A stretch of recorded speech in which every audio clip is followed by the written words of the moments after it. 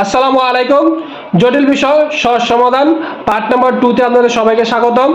আজকে আমরা জানবো অ্যামোলেড ডিসপ্লেতে রিকোয়ার্ড ভোল্টেজ কোনগুলো এবং কিভাবে স্টেপ বাই স্টেপ সমস্যা ফাইন্ড আউট করবেন সেটাই আজকে আমরা এই ভিডিওতে জানার চেষ্টা করব। পরবর্তী প্রয়োজনের জন্য অবশ্যই ভিডিওটি নিজের অলে শেয়ার দিয়ে রাখবেন। এই লাইনগুলো ডিটেইলস আপনারা নোট করে রাখবেন, নয়তো ভিডিওটা অবশ্যই নিজের অলে শেয়ার দিয়ে রাখবেন, কারণ এইরকম ইনফরমেশন কিন্তু সবসময় হাতের নাগালে পাবেন না।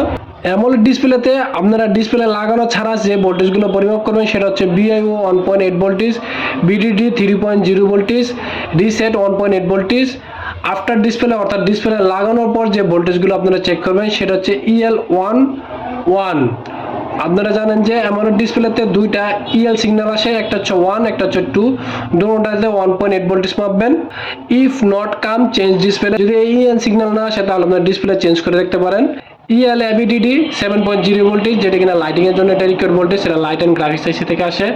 EL BDD 4.6 ভোল্টেজ, যেটা কিনা গ্রাফিক্স এর প্লাস ভোল্টেজ, যেটা কিনা লাইট এন্ড গ্রাফিক্স আইসি থেকে আসে। EL BSS -4.4 voltage, light and graphics এর জন্য মাইনাস যে ভোল্টেজ সেটা হচ্ছে এই লাইন। আইডি লাইনে কোনো আপনারা ভোল্টেজ পাবেন না, এখানে জিআর পাবেন 300 থেকে 200। TE লাইন একই, জিআর পাবেন 300 থেকে 2000। মিপি লাইন যেখানে সিপিইউ থেকে আসে, এই লাইন আপনারা জিআর পাবেন 300 থেকে 500। তো আশা করছি সংক্ষিপ্ত বিষয় আপনারা বুঝতে পেরেছেন। ভিডিওটা ভালো লাগলে অবশ্যই নিজের অলে শেয়ার দিয়ে রাখবেন। সবাইকে ধন্যবাদ। আসসালামু আলাইকুম।